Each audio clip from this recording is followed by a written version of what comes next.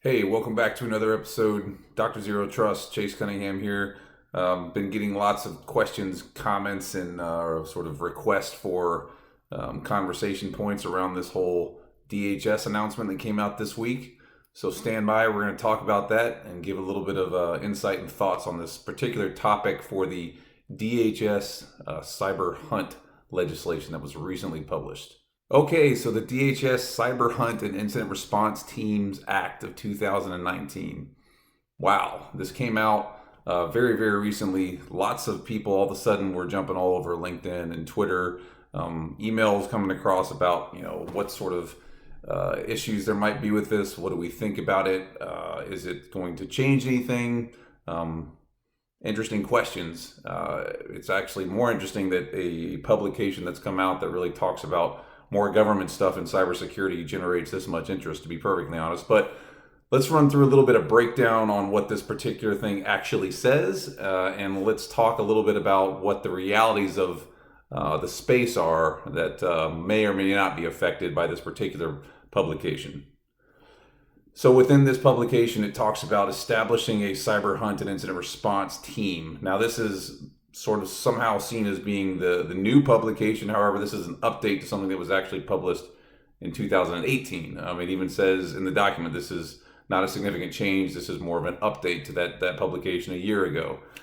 Within that, what it talks about is DHS, US CERT, the HIRT, which is the Homeland Incident Response Team. It talks about the NKIC. It talks about the NPPD. It talks about CISA, and it talks about the GAO. So that's 1, 2, 3, 4, 5, 6, 7 agencies or sub-agencies or pieces of that puzzle that are put together in this one document. Now, having worked in federal spaces for a while, knowing a little bit about how the intelligence community does things and being involved in quite a few operations at different areas where they're leveraging these sorts of interactions between government agencies, I can tell you flat out that the minute you see more than two agencies talking about doing anything in a cohesive manner, not going to really happen. The reality of what goes on in this space is that this is a big mechanism.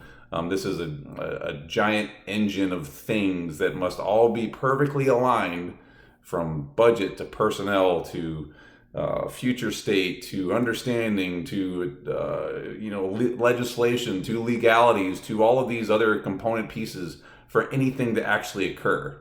Now, on top of that, you mentioned 1, 2, 3, 4, 5, 6, 7 agencies, and those are just the agencies or sub-agencies or components that are specifically referenced in this document.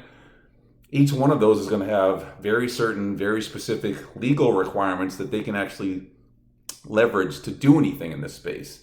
There are things, depending on the agencies, that may have concerns with intelligence collection. There are agencies that may have stuff with enforcing law enforcement sort of capabilities. There's the Homeland Security side of it. Then there's all these other things within DHS, NPPD, NKIC. The point is, there's lots and lots of moving parts in here, and if you've ever worked in the government or if you've ever been involved in federal space or you've ever done anything that requires law enforcement, interagency operations, if you've ever done anything with intelligence community, interagency operations, even if you're at the pointy tip of the spear or at the very back end with the soda machines, it's hard to get it done right. And the more legislation that you put in place doesn't necessarily make things go any faster. And what really drives that point home for me is when you read through this whole thing, it says a couple of interesting items that I think everyone should take note of. It talks about this is a yearly report must be provided. Yearly. So once a year, this new thing is going to have to report up to Congress about what's going on as they've done their job over the course of the year. Okay, possible. But it also says in subsection C, no additional funds are authorized. So let me get this straight. So we're going to create a new incident response capability. We're going to take things that are moving in and out of 7 different agencies, sub-agencies, components, etc., put them together, and we're not going to put one extra penny into it, and we're going to think that they're going to be able to do their job and do it well and be able to report this stuff up the chain of command. Okay, All right, no more money? Yeah, not going to make much difference. Additionally, this publication says that because of this, there will be no regulatory impact and there will be no mandates. And in all actuality, the report estimates that the total expense for this thing will be under $500,000 over 5 years. You can't even find the people that you will need to do this job over the course of 5 years for under $500K. Flat out cannot. It's just not going to work. It also talks about this Incident Response Teams Act affecting the 8 sectors of critical infrastructure. So if you really dial into that and you think about, okay, all these different agencies, sub-agencies, components, items, units, no additional money, can't have any regulatory impact. They can't leverage any mandates to actually do their job. They have less than $500,000 over 5 years to do what they're being mandated to do by the government, by the Congress. And they have to be able to touch and interoperate and reference and fix 8 sectors of critical infrastructure. Does that sound like it's even theoretically achievable? I don't think so. So in truth, what does that mean about this particular document? Is this a game changer? Is this something that's going to affect cybersecurity? Is it going to fix all the problems that we have, and all of a sudden this Cyber Hunt incident response thing is going to come in kicking the doors and taking names, and all of a sudden cybersecurity is going to become much more important and everything will become safer? Probably not. They might as well use this to write that piece of that documentation. So that brings me to one more point in here that I think is worth considering.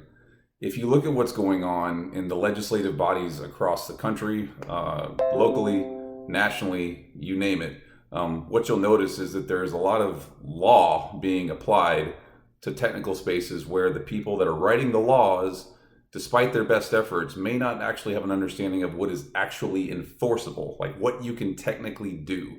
And that's a problem. If we're going to have the people writing legislation putting things in front of us that are going to mandate the way that we do things in cyberspace, they need to understand with absolute accuracy and a total understanding of the technical implementations required to do that job, or they're just writing stuff on toilet paper. It's not going to change anything. And in some cases, it may actually be enabling more failure. There are changes to legislation that have been submitted. There are things that have worked their way up into some of the highest levels of government that actually could implement change.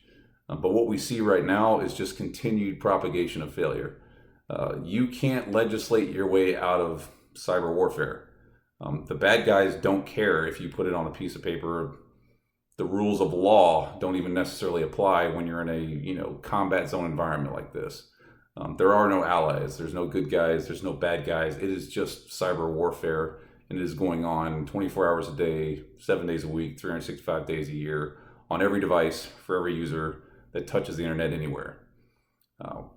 It is incumbent upon those of us that put people in office that we take stock of the people that we put there. I personally think that it's a necessity that we start figuring out how to get more information into those good people's hands so that they can do their job while being more informed. It's not enough to have a once a year briefing. It's not enough to have an expert come in once every 2 or 3 years to tell you what's going on in cyberspace. They have to understand what's needed to actually fix this problem. Nationally, we can change the way that this is done. It's not going to be easy, and there's 30 plus years of failed perimeter-based security that will continue to propagate failure if we allow it.